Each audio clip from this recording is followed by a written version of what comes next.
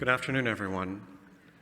It's really an honor for me to address you today, and I really did not expect, I didn't realize that Mrs. Fatah Azam herself would be introducing me, so I was deeply touched by that fact because of the great love that I've had for her and, of course, for her dear husband, Mr. Fatah Azam, for so many years. And, of course, I'm also very deeply grateful to the Association of Friends of Persian Culture for this very kind invitation, particularly because I've attended this gathering now for many years, not all 25, but for most of the 25.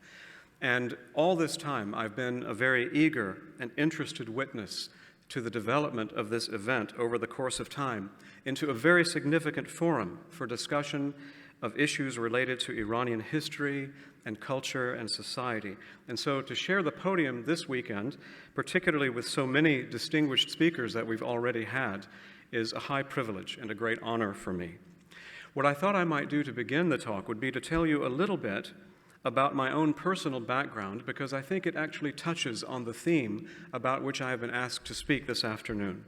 Not only am I a member of the Baha'i faith, as you would surmise, but also I was raised in a Baha'i family. My mother and father were Baha'is, and I was raised in a little town in Georgia by the name of Augusta. And this is where they play the Masters golf tournament every year. Maybe you've heard of the Masters. And it's also, well, actually it's known for absolutely nothing else, just the Masters golf tournament every year. And it was also the childhood home of Woodrow Wilson, one of the presidents of the United States. But my mother also was raised as a Baha'i. Her mother, my maternal grandmother, was the first Baha'i in my family. She became a member of the Baha'i faith some 70 or 80 years ago. And this was at a time, for those of you who might not be familiar with the history of the United States, when particularly in the southern part of the United States, there were very deeply ingrained prejudices of many kinds, but the most virulent, the most strong form of prejudice that we had was racial prejudice. In the days when my grandmother became a member of the Baha'i faith, it was almost unheard of for black and white people in particular, ever to associate with each other as friends. In fact, it was even illegal for black and white people to hold public meetings together at the same time. Such were the conditions of that time. But my grandmother was very attracted to one of the central concepts of the Baha'i faith, which is the oneness of humanity. And long before she ever heard about the Baha'i faith, she felt that this was one of the great spiritual and moral issues of the time. And she spent her adulthood really looking for people who would be willing to do something to change the prejudice that was around her.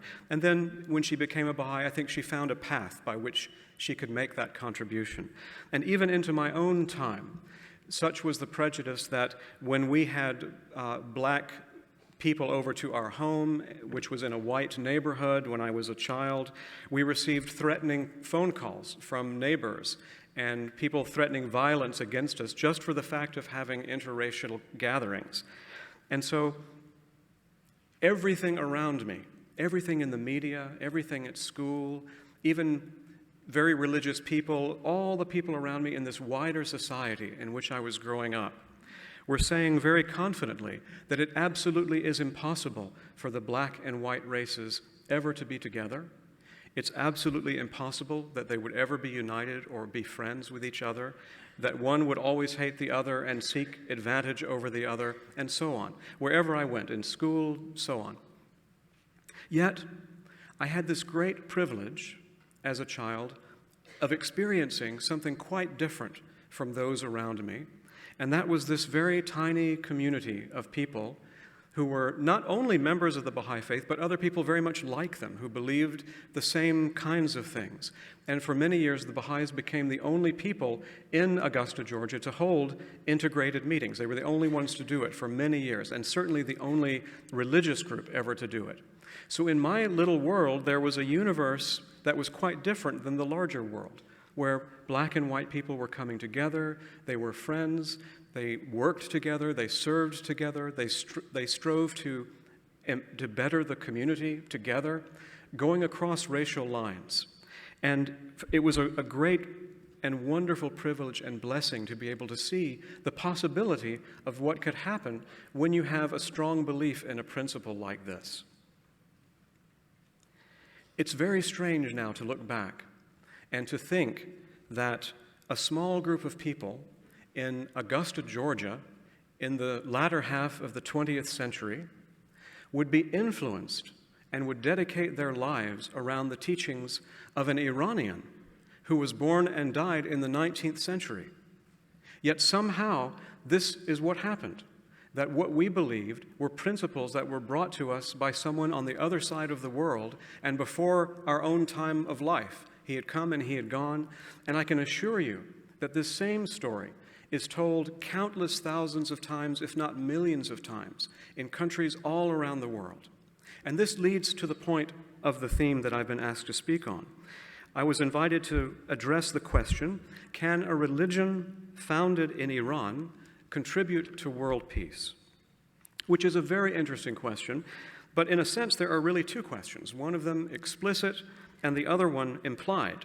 The implied question has to do with religion itself and whether religion has a role in fostering the process toward world peace.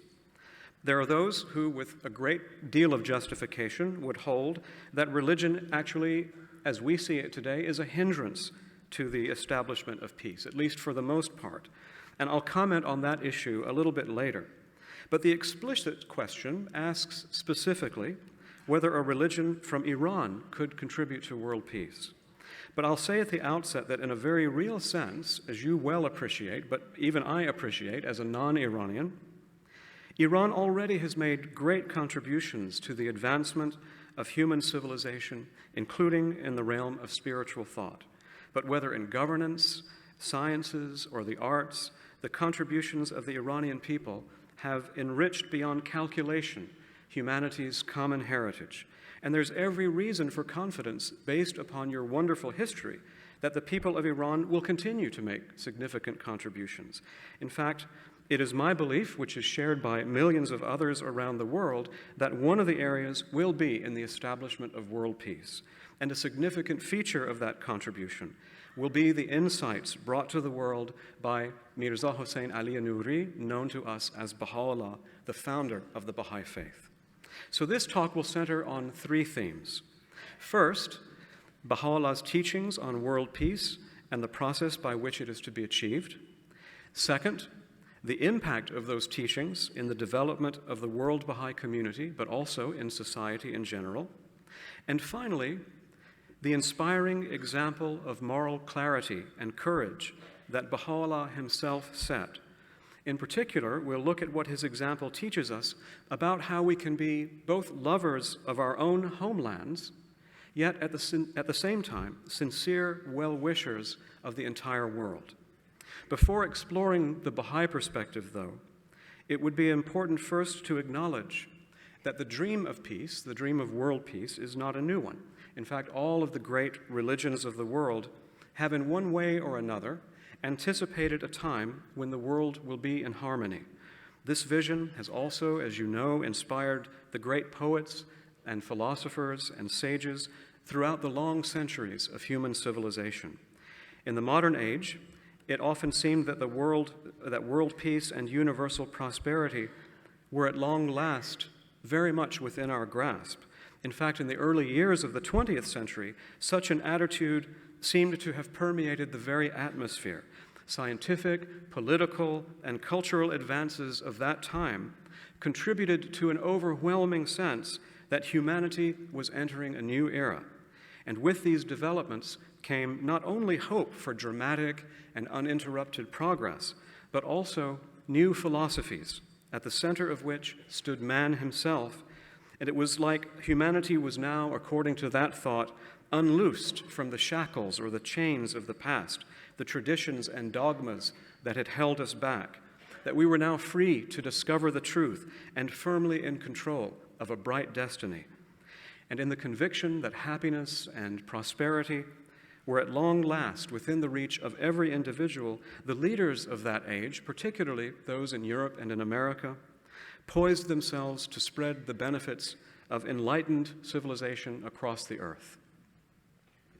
But the 20th century was destined to witness repeated and often catastrophic disappointment. In spite of humanity's marvelous achievements in so many areas, the fundamental goal of a just and peaceful world was never attained. In the early years of the new millennium, we find this goal still seemingly beyond our reach. Although life has certainly improved for many people, still the vast majority of the peoples of the world languish in desperate conditions. And ironically, the very advances that have transformed the world into a global village, as the well-known phrase has it, have also exacerbated tensions between nations, religions, and ethnic groups, and have provided the means for rivals to deal with each other on a scale so vast and by means so brutal as could scarcely have been imagined in a previous age. To these tensions can be added new challenges on a planetary scale that cry out for a united solution, not least of them a steadily rising environmental destruction whose ultimate consequences, if the trend is not reversed, are dreadful to contemplate. So we might say, with the perspective that we now have, that the modern age might just as aptly be labeled the age of frustration. History has shown that the moral aspects of civilization don't automatically progress hand in hand with the material ones. Education, for all its value, does not equal wisdom if it does not include the moral dimension. But from what source are we to draw moral vision? In these times, we are presented with a chaos of choices in the form of countless religions, creeds, political movements, and other belief systems, each of them laying claim to the solution of human happiness and prosperity. And in many respects, we seem to be no closer than we ever were to the ideal of universal human prosperity. But it's clear that the world must have a common ethical center. There must be an agreed framework of principles, a unifying moral system, a vision that can provide both the continuity and the adaptability required for an age in transition. Of course, we have many wonderful beginnings that humanity has made. Such things as, for example, the Universal Declaration of Human Rights is an outstanding landmark and achievement for humanity. But perhaps we need more than just this, because a vision like that must also incorporate the practical means for translating such high ideals into social reality. Baha'u'llah, the founder of the Baha'i faith, sought to offer the world such a vision. The first element of this was his analysis of human history itself. Baha'u'llah asserted that humanity today is fast approaching the consummation of a process that has been in progress for thousands of years, punctuated by distinct stages of social, intellectual, and spiritual development, and each of which has gradually brought us collectively from relative infancy to the threshold of maturity as a society. Just as any individual must pass through a stage of adolescence, we too are in the midst of a transition in which new powers and capacities are being discovered. But just like an adolescent, that transition is marked by great turbulence as we struggle toward true adulthood. We're learning to put aside habits of thought and behaviors that characterized our childhood, but which must now be considered obsolete in the face of the demands of a new stage in our life. One might say, in other words, that we are now facing the conflict of our old concepts with the new requirements of our life as a global community. Evidence of the outdated concepts is everywhere, and we see their effects all around us in the form of excessive nationalism, racism, materialism, and other troubles that frustrate our attempts at creating a just society. Yet, as devastating as these problems are, the process as a whole also is having a positive effect, one that is sweeping away barriers that block humanity's progress, opening space for the process of integration to draw diverse groups of people together, and disclosing new opportunities for cooperation and for collaboration. No matter how bleak the immediate horizon, Baha'u'llah was confident in the brightness of the ultimate outcome. Human affairs, as he thought, will be utterly reorganized and an era of universal peace finally inaugurated that will be founded upon certain fundamental principles. The Universal House of Justice, the chief governing body of the worldwide Baha'i community, described these principles in a letter in a letter to the Baha'is of Iran dated March 2nd, 2013. Now, in drawing from that letter, I would invite all of you who are interested to study it for yourselves also, because it offers a succinct but very thorough description of these major concepts. The most important of them is the concept of the oneness of humankind. For most of history, the notion that we are all members of one human family who should enjoy the same rights and privileges and benefits in life was not accepted. But the notion that humanity constitutes a single people is now a truth that claims widespread acceptance today.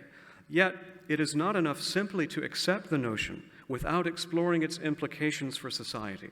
The Universal House of Justice had this to say in that letter: "The rejection of deeply ingrained prejudices and a growing sense of world citizenship are among the signs of this heightened awareness. Yet, however promising the rise in collective consciousness may be, it should be seen as only the first step of a process that will take decades, nay, centuries to unfold. For the principle of the oneness of humankind, as proclaimed by Baha'u'llah, asks not merely for cooperation among people and nations. It calls for a complete reconceptualization of the relationships that sustain society. A close examination of the challenges of our times makes this very obvious. To accept the premise of human oneness, for example, renders intolerable all forms of prejudice. Among these, as the House of Justice wrote, are the biases that prevent women from fulfilling their potential and engaging in various fields of endeavor shoulder to shoulder with men. That the root cause of prejudice is ignorance, which can be erased through educational processes that make knowledge accessible to the entire human race, ensuring that knowledge does not become the property of just a privileged few. Additionally, such a process demands acceptance of other truths about the reality of existence. Perhaps the most essential one taught by Baha'u'llah is that just as human reality is one, creation as a whole also is one reality, and for that reason, science and religion should be seen not as incompatible, rather as two complementary systems of knowledge and practice by which human beings come to understand the world around them and through which civilization can advance. Each even depends upon the other. Religion without science soon degenerates into superstition and fanaticism, while science without religion soon becomes the tool of crude materialism. True prosperity, then, requires coherence between our spiritual values and our material pursuits. After all, it is such values as justice which allow us to distinguish truth from falsehood and to guide the investigation of reality, both physical and social, and which acts as our compass in finding the way. Moreover, to the extent that we appreciate that all human beings are more than just physical beings, that each is endowed by a loving Creator with a soul capable of reflecting His attributes of love, of mercy, of creativity and intellectual discovery, the more we appreciate that service to others is the very definition of a life well lived. As Baha'u'llah stated, work performed in the spirit of service to one's fellow human beings is a form of prayer, a means of worshiping God. Now, needless to say, it's one thing to subscribe to these beliefs, but quite another, actually, to build a society that reflects such values. This naturally requires patient and persistent effort, learning, and broad participation on the part of all people. Certain challenges would come to mind immediately. For example, how do we bring people of different backgrounds together without the threat of conflict, and in a way that promotes service, unity of thought and action, and eager participation? How do we organize the affairs of society without a permanent ruling class, and particularly without a class of religious leaders who claim special privileges? How can decision-making and policy development occur through a process of true consultation in the spirit of the common good and not through the contest of opposing interest groups? How do we empower men and women who have suffered long ages of oppression, such that they become the agents of their own social and intellectual development? In other words, how do we give voice to the voiceless masses of humanity? And in particular, how do we encourage the younger generation to adopt an attitude of constructive dedication to the common good?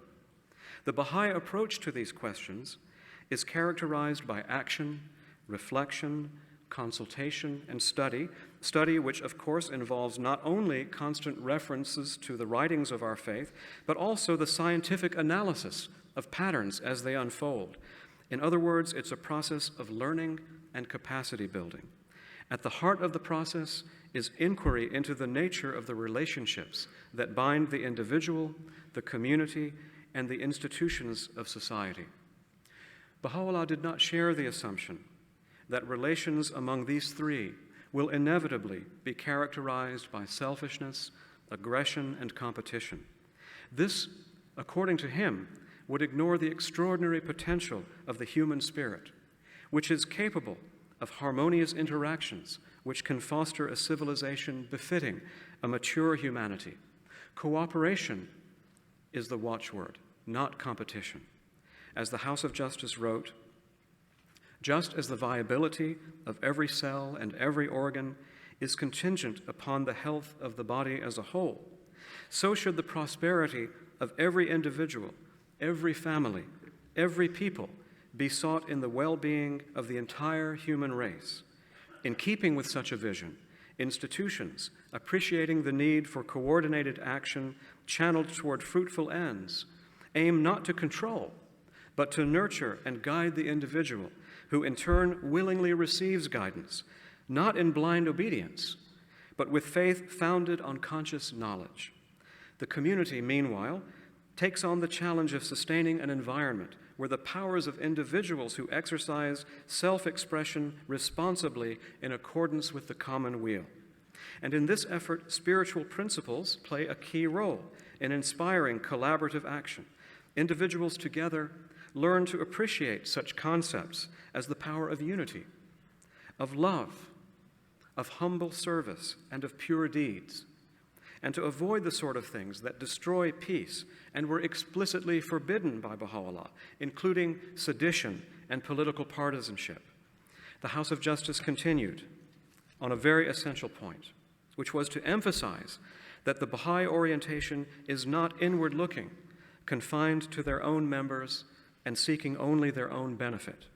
This would be a contradiction to the very notion of the oneness of humanity.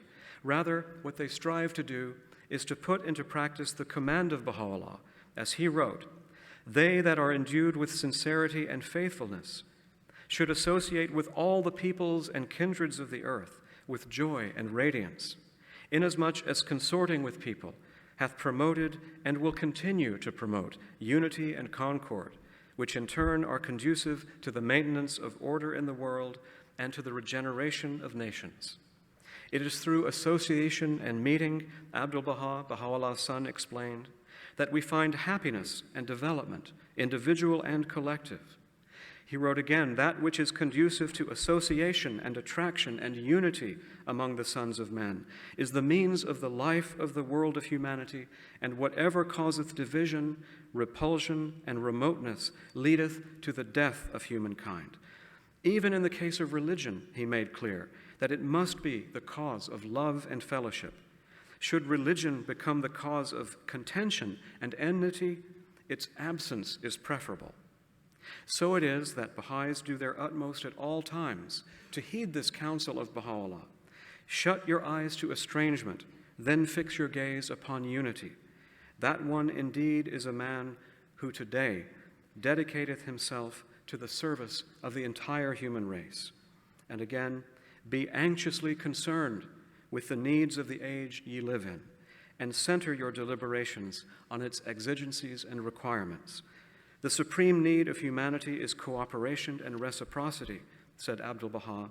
The stronger the ties of fellowship and solidarity amongst men, the greater will be the power of constructiveness and accomplishment in all the planes of human activity. So powerful is the light of unity, finally, according to Baha'u'llah, that it can illuminate the whole earth. Now, it makes no sense that the transformation of the world would come about exclusively through the efforts of one group, nor that any one group should impose its own vision on others.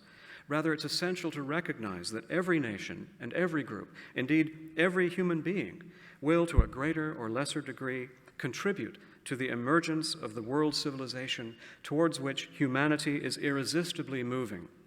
It is with such thoughts in mind that Baha'is enter into collaboration as the resources permit with an increasing number of movements, organizations, groups, and individuals, establishing partnerships that strive to transform society and further the cause of unity, promote human welfare, and contribute to world solidarity. So now let's talk briefly about the impact that Baha'u'llah's teachings have had in the world. But it's important to preface this by noting that in the foregoing comments, what we really have, if you will, is a revived or a renewed definition of what religion is.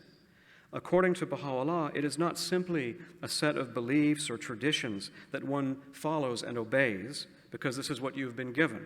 Rather, it's an essential instrument of human knowledge, a dynamic force for social progress and human liberation.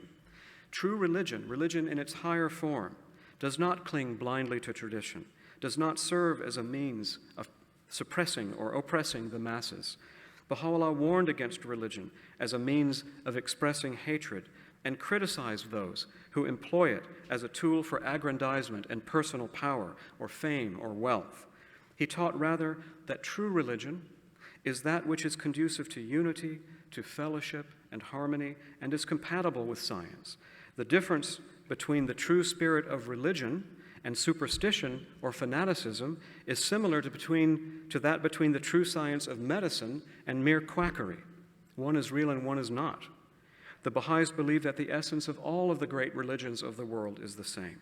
All share more or less an equivalent moral and ethical value system, and all in their true form, in their higher form, can help to contribute to the process of world peace. Another essential idea is that one cannot separate the means from the ends. No process can create unity and understanding, which is fundamentally based on conflict and selfish interests. That is why Baha'u'llah so emphasized consultation and nonpartisanship. After all, we might reasonably ask, how do we have a unified and peaceful society as our result if we engage in actions that are adversarial and divisive?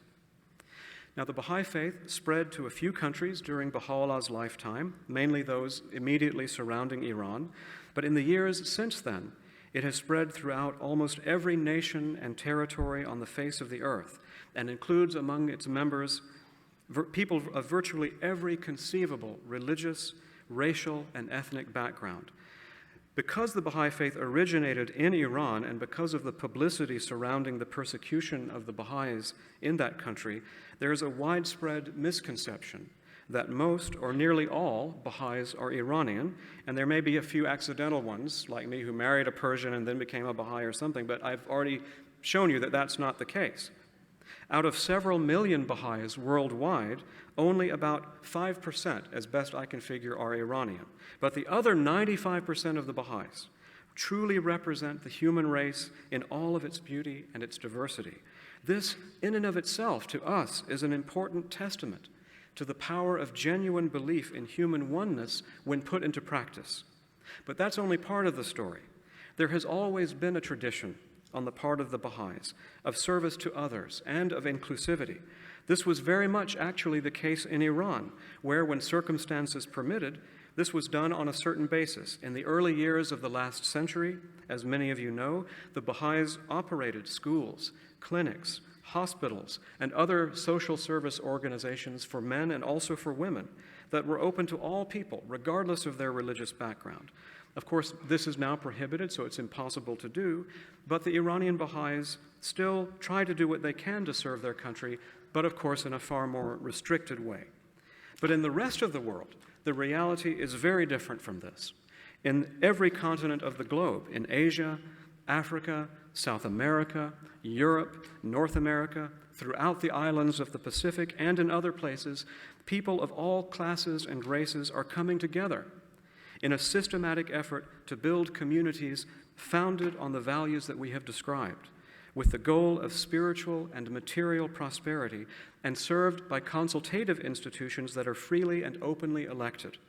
It's not uncommon, in fact, to find that the majority of participants are not members of the Baha'i faith, and that all involved, regardless of who they are making their full and legitimate contributions to the building of a better world. The great source of hope that we see in this experience is that when people come together in bonds of friendship, learning each other's aspirations and point of view, pursuing common goals inspired by the values of brotherhood and service, engaging in meaningful discussion and systematic action in building better communities, honoring both the fundamental spiritual unity of its members and the infinite diversity of talents they represent, marvelous opportunities soon open before them. With better understanding of the forces at work in society that operate together either for good or for ill, they are more able to remove obstacles to progress, overcome past prejudices, limited visions, or systemic injustices, and release a new flood of human potential into the world. Time does not allow me to do justice to this theme, but in this brief description, I hope that you'll see why the Baha'is see in this experience the vision of a united world taking shape under the influence of these principles. We're confident that there are countless other like-minded people of all backgrounds, from every religion or from no particular religion, who share this vision and who are destined to contribute to the onward progress of humanity and the ultimate achievement of a just society. So we've been examining the question, can a religion founded in Iran contribute to world peace? To that end, we have reviewed some of the teachings of the Baha'i faith and taken a very brief look at its impact in the world. But our theme would not be complete without saying a few words about Baha'u'llah himself. History has many examples of people who promoted such values as love and justice, but whose own behavior revealed them to be lacking in the very qualities that they so highly praised. This is certainly true in the history of politics, but perhaps especially true where religious leaders are concerned. It's important then to distinguish between those who sincerely lived what they taught and those who have appealed to the spiritual aspirations and the hopes of others, possibly only for their own advantage. This is a very difficult challenge for Iranians in the case of Baha'u'llah, due to the many decades of falsehoods that have been told about him.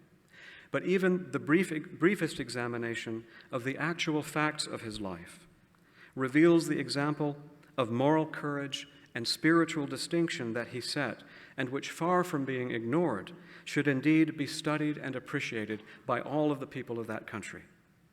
Baha'u'llah was born into a very wealthy and prominent family, a position from which every worldly advantage was open to him in terms of political system, riches, and esteem. Yet from a young age, he demonstrated an unusual interest in issues of spirituality and even more so in social justice, preferring a life of humanitarianism and philanthropy for which he became renowned even as a young man, earning him the title by which he was locally known, the Father of the Poor.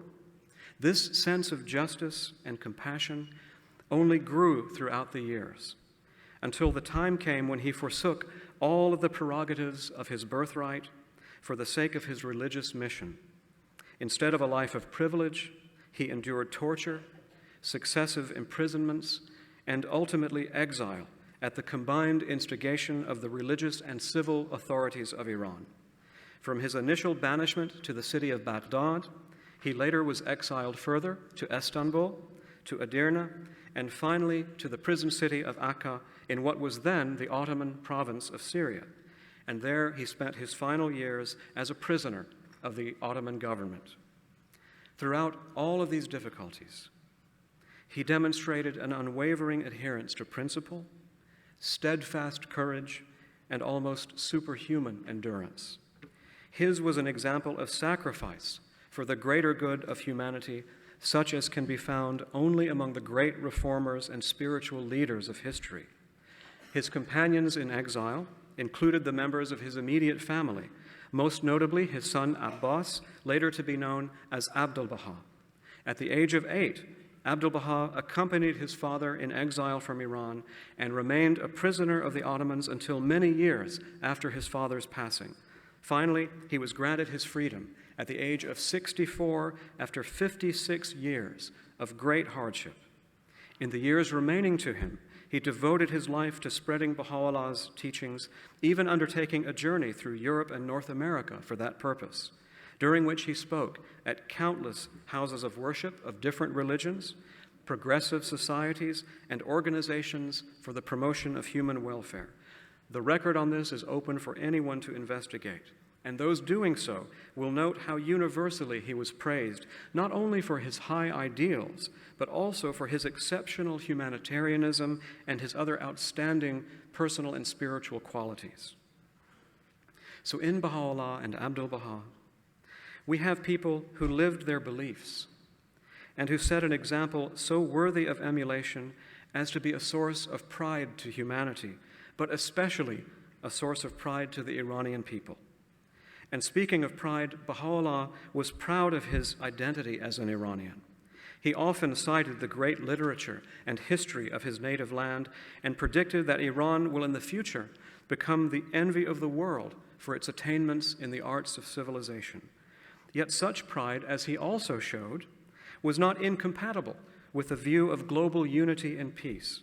It was not, in his view, necessary to neglect the good of all countries to promote the good of just one, any more than we would promote the health of one part of our bodies at the expense of the others, because, as we've already said, they are parts of one organic whole. Now, it is true that Baha'u'llah claimed to be the bearer of a revelation from God, and the Baha'is accept this. So there certainly is, for the Baha'is, that element of faith.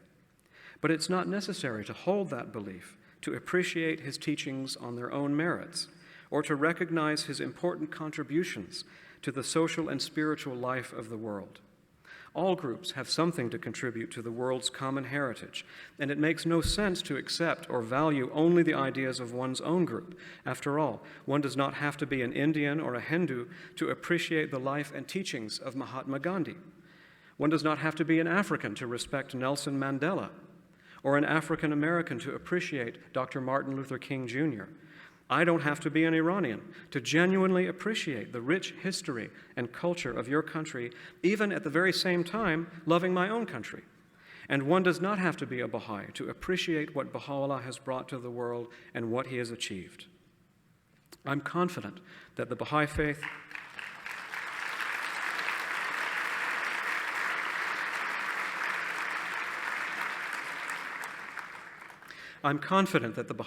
which was born in your homeland, but is now a full-fledged world religion, is destined to have wider and wider influence, as are the teachings and insights brought by Baha'u'llah. The time will come when all Iranians of every religion and background will take pride in the knowledge that one of the greatest thinkers and spiritual leaders of the modern age, perhaps the most influential of them all, was an Iranian. They will recognize that a marvelous new chapter in its glorious national history was opened with his coming, and which shed imperishable luster on your people. Now, in closing, it seems fitting to share with you a story, a narrative that was written by an Englishman who had the opportunity of meeting Baha'u'llah in person and recording his impressions of that meeting. Professor Edward Granville Brown was an avid student of Iranian history and became one of the renowned scholars of the Middle East in the Western world. Early in his life, he became deeply interested in the story of the Bab, and while visiting Iran in the late 19th century, sought opportunities to meet some of the prominent followers of the Bab. And in so doing, of course, he heard about Baha'u'llah, but at the time, people of the West knew very little about the Babis and still less about Baha'u'llah. But Baha'u'llah, of course, had long since been sent into exile out of Iran. But Professor Brown, or the Professor Brown-to-be, determined that he would go to Akka, where Baha'u'llah was imprisoned, in the hope of meeting him and having an interview. Now, Baha'u'llah granted the interview. This happened about 2 years before Baha'u'llah's passing. And Professor Brown was not a Baha'i and never became a Baha'i, but his description of that meeting is impressive and memorable and also particularly important. He really was the first European, as far as we know, to get a real sense of who Baha'u'llah was and what he taught. And the record he left behind captures this powerful universality of spirit that somehow transcended the vast difference between his own culture as a Westerner and the culture of Baha'u'llah, who was an Iranian. No doubt, this was perhaps an important sign of things to come. And here are the words of Professor Brown describing this meeting. My conductor paused for a moment while I removed my shoes. Then, with a quick movement of the hand, he withdrew, and as I passed, replaced the curtain. And I found myself in a large apartment, along the upper end of which ran a low divan, while on the side opposite to the door were placed 2 or 3 chairs. Though I dimly suspected whither I was going and whom I was to behold, for no distinct intimation had been given to me, a second or two elapsed, ere with a throb of wonder and awe I became definitely conscious that the room was not untenanted. In the corner where the divan met the wall sat a wondrous and venerable figure, crowned with a felt headdress of the kind called taj by the dervishes, but of unusual height and make, round the base of which was wound a small white turban. The face of him on whom I gazed, I can never forget, though I cannot describe it. Those piercing eyes seemed to read one's very soul. Power and authority sat on that ample brow, while the deep lines on the forehead and face implied an age which the jet-black hair and beard, flowing down in indistinguishable luxuriance almost to the waist, seemed to belie. No need to ask in whose presence I stood, as I bowed myself before one who is the object of a devotion and love which kings might envy and emperors sigh for in vain. A mild, dignified voice bade me be seated, and then continued, Praise be to God that thou hast attained. We desire but the good of the world and the happiness of the nations. Yet they deem us a stirrer up of strife and sedition, worthy of bondage and banishment. That all nations should become one in faith and all men as brothers. That the bonds of affection and unity between the sons of men should be strengthened. That diversity of religion should cease and differences of race be annulled. What harm is there in this? Yet so it shall be. These fruitless strifes, these ruinous wars shall pass away, and the most great peace shall come. Do not you in Europe need this also? Is not this that which Christ foretold? Yet do we see your kings and rulers lavishing their treasures more freely on means for the destruction of the human race than on that which would conduce to the happiness of mankind. These strifes and this bloodshed and discord must cease, and all men be as one kindred and one family. Let not a man glory in this, that he loves his country. Let him rather glory in this, that he loves his kind. Such, as far as I can recall them, were the words which, besides many others, I heard from Baha'u'llah. Let those who read them consider well with themselves whether such doctrines merit death and bonds, and whether the world is more likely to gain or lose by their diffusion. Dear ones, thank you so much for this invitation and for the opportunity to speak in memory of our dear Mr. Fatah Azam and also in honor of Mrs. Fatah Azam. Thank you so much. Thank you.